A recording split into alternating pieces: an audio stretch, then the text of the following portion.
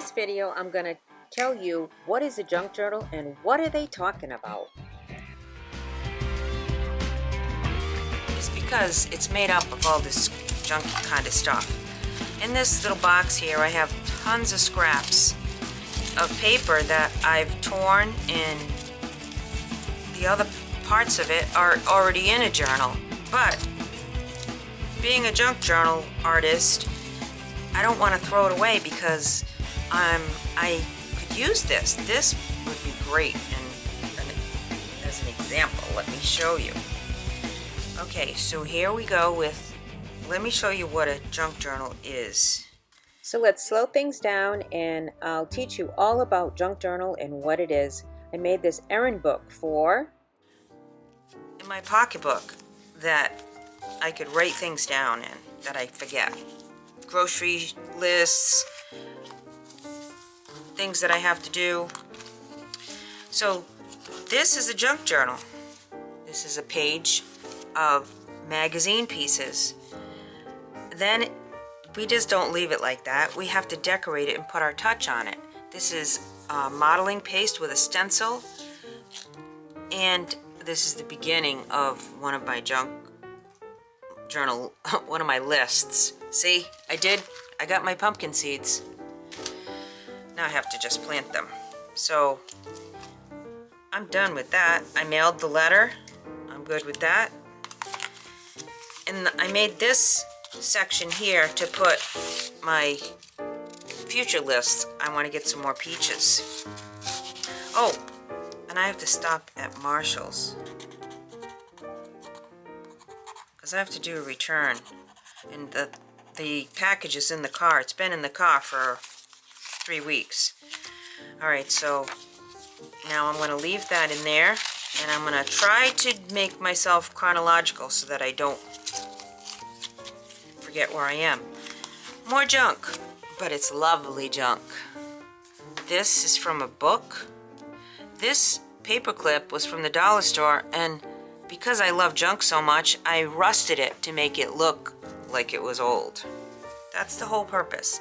I want it to look old and vintage because vintage just makes me happy. And I put new stuff in. This is just a card that I had. I loved the color on it, and I've got a little list going there of things that I'm doing. This is an old book that when I look at that page, it just makes me feel like, wow. I wonder who lived there. I wonder, they must have been really rich actually in those days. That's a very old Victorian look. And in all of my books, I put Brad's boots. Brad is my son who went to heaven when he was 22 years old, and I named my Etsy shop Brad's Boots in his honor. And also in a junk journal, you'll find digitals. Digitals are pages that have been purchased on Etsy from vendors, and then you copy them and then you put them in the journal. Maybe you might not have the right color or the right piece, so you go on to Etsy and you just type in digitals. I have some digitals in my Etsy shop, but they're not as good as these. I'm new at making digitals, and you probably can tell that, but all this stuff is so everything is acceptable. It's just so fun. That's what I love about it. It's art. It's true art.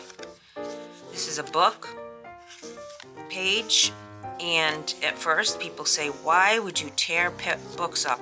Well, if the book is just going to sit on the shelf and no one's ever going to read it again, then I'm going to use it to put in my journal that I will use. And then my memories and my things that I do every day, or not necessarily every day, are going to be now documented, and someday maybe somebody might be interested to pick up and see what I've been doing in 2022. And then we have coffee dyed paper or tea dyed paper. We take copy paper and we dye it to make it look old. And then we take stamps, and we take these pouncers, and we ink them up, and then we actually, this is an ink.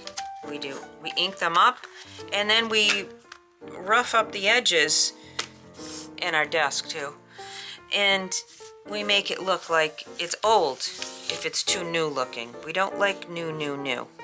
This is old. This came from my husband's mill. It's all old. It's so old. Yeah. So this is what's in a junk journal, and we call these pages, when we decorate them, we call it embellishment. That's the terms that we use. There's a language for junk journal. Embellishment, signatures. I didn't know what a signature was. Well, a signature is this whole thing right here without the binding. You can have many signatures. This one has one signature. That's a signature. Other terms that we'll use is, let's see, let me think of some other terms that we use. Coffee dyed, tea dyed, that's a big thing. And we use the old magazines, and we go to thrift stores, and we go to all the old stores. We go to estate sales, and we pick up what other people don't want anymore, so we can put them in our journals because they're special, and we want those special things just to keep having a place in this world. So that's what we do as junk journal artists. And sometimes we take our own stuff and we make our own junk. This is a tea bag. Took the stuffing out, dried it out, and put it in there. It just reminded me of the day that I had a cup of tea, and there's something vintage about that tea bag. And then we purchase things. This is I think it's 1908. This is a ledger of somebody's list, somebody's purchases from a store. Look at this. Berries, 12 cents. Cheese, 10 cents. $6.88 for all of these items. That is amazing to me to look back on that. I just love that. And another thing that we say when we're talking about junk journals is, what am I going to put in that tuck spot? This is a tuck spot. You can tuck stuff in it. We hide things. We make things flips. We make flips. This is a flip. See? Oh, here's a little page. Now, why did I put that in there? Because my friend and I drink tea. Hearts mean I love you. That's what I tell my children and my grandchildren. And my friend got so, I don't know if she got excited, but she made this paper for me with these 4-leaf clovers that she found. She made the paper and she sent it to me. So I think about her. I go to her house occasionally and she makes me tea. So there's tea there. This is piano paper from an old player piano, and I made it into a flip. Let's see what a flip is. Ready? It goes this way and it comes down this way. This is all space that you can write on. You can write on every place in your journal. That's encouraged, because then it becomes even more sentimental for you and for the next person who gets to have it when you're not here anymore. You use different things, like this card I got at a consignment store. I got a package of old cards that I knew would work perfectly in here. And this is one of the digitals that's in my Etsy shop. This is the color on this. I just love it. I print it on a off-white linen paper, and it just gives a beautiful color to the journal. And this is from the 1800s. Again, we do we take ribbons, we take and mix them together with rusty paper clips and old pieces of wallpaper and border paper and rubber stamps. We use everything. And this is the other piece to that paper that my friend gave me. And then we take magazines. This is from a magazine, Daphne's Diary, my favorite magazine. I always say that. And we just glue them. I say we cut them up and glue them down. There's a little tool behind it. Now, to me, that brings joy when I look at that, because I love pink so much. It just leaps in my heart a bit. So, and here's a piece of paper that came from an 1960s stamp book. I liked the colors, the graphics on it, and I just wanted to add a little piece there. And then I'll be writing all over here. And my friend also sent me some paper that she found from, I don't know where, we never got to discuss that. Wallpaper. Just adds a beautiful color.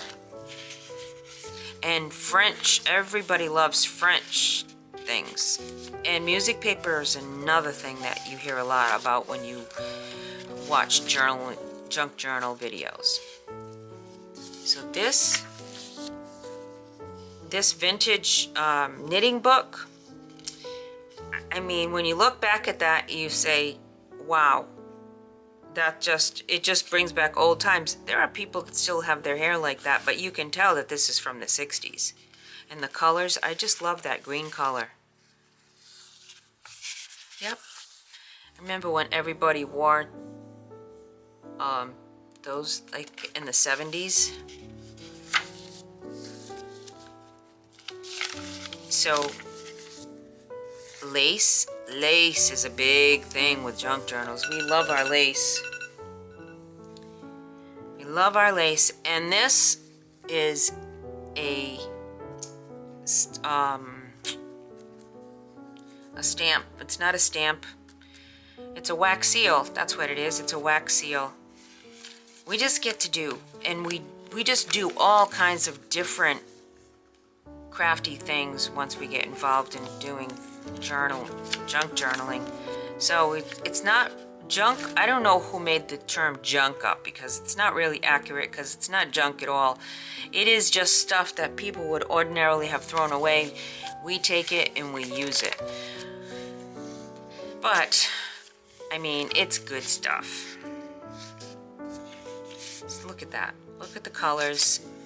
And I've had Kate Greenway books forever, and I've always wondered, now that my kids are grown up, you know, what I could do with them. And putting them in something like this, just now they have a purpose.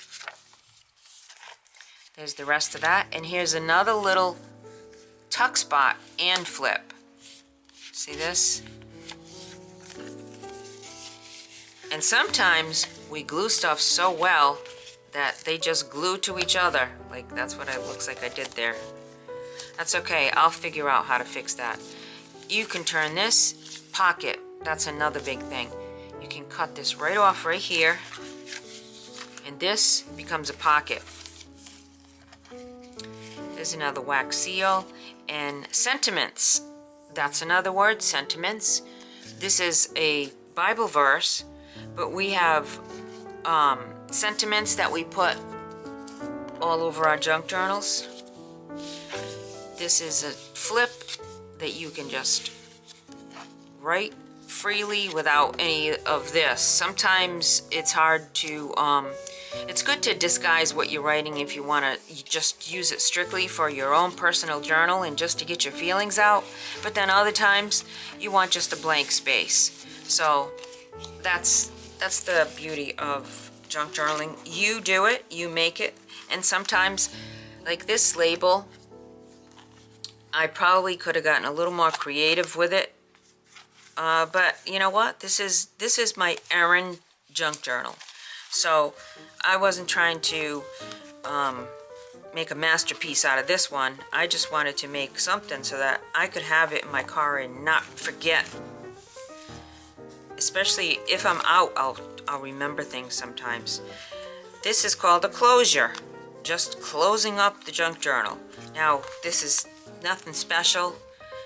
I love this velvet, and I love this closure because I love the velvet, but there's various kinds of closures. This is a journal that I purchased, and this is a closure. It's just wrapped around it. See, it's sewn on one side, and then it's wrapped around it. This is one that I made a long time ago, and it is sewn on the sides, and you can tie it or wrap it around. This has holes in it on each side with this. This is called sari silk. This is another term you'll learn. And sari trim. I have a really great place to get sari trim, Boho Tree. She has the most beautiful trim. See, then you tie that up and you close it. This is an example of lace gone wild that I love lace. Okay, so this is another journal that I made a long time ago. And this is junk journal jewelry. It just, when you look on the outside of it, you just get this vintage journey. That's a good word. And sometimes we leave the threads on purpose. Let me show you. This is a pie. This is a mermaid's treasure, and this is me when I went metal detecting. I found all of these items and I glued them all down because this is a mermaid's treasure book. This has a nice pocket, and let's see, I'll just show you like examples of lace. See, we sew lace with our sewing machine. We use our sewing machine to sew the edges, to embellish the edges. We use all different kind of paints, and this is sprayed and just different kinds of paints and different stitches. This is the epitome of a junk journal. These little cards, they're tucked here, tucked there. Another term you're going to hear a lot is tags. This is a tag. You make a tag and you can use that for journaling space. Journaling space is another term. So all of these terms. This is called a belly band. It's a belly band to tuck things in. And you know, when my 6-year-old granddaughter was 4 years old, it was the cutest thing when she was making her journals and telling me, "Look at Grammy, I made a belly band." See, all different kinds of little trinkets here and there, and this is mermaid's treasure. This is the center, and these beads, I strung the beads on. It's just got all kinds of bling everywhere. And this is another little mermaid trinket that, together with the vintage and the creativity, you just end up with, at the end, something that's really beautiful. And if you fall in love with it, then you get it. If you don't get it, then that's okay. We get it. When we fall in love with this art, oh my goodness, it's just, to me, this junk journaling thing helped me to get out of my depression. I was really depressed after losing 2 children, and I discovered junk journaling, and I just realized that I could take myself somewhere else in my head and create something that was different than everything else that everybody else was doing, and I loved it. And my alarm just went off. I have an errand to do. Where's my book? Here's my book. So that's it for my video today. This is another way you can make a signature. You have to bind them in, and there's all different kinds of tools that you can use, and there's all things that you have in your house that you won't even realize. So I hope you enjoyed this today. This is the anatomy of a junk journal, and if you did, you know, the usual, please subscribe. I would love to have the support. And check out my other videos. I have quite a few, and I'm not an expert at it, but I'm trying and I love it. That's the important thing. I hope everybody that watches this is blessed today.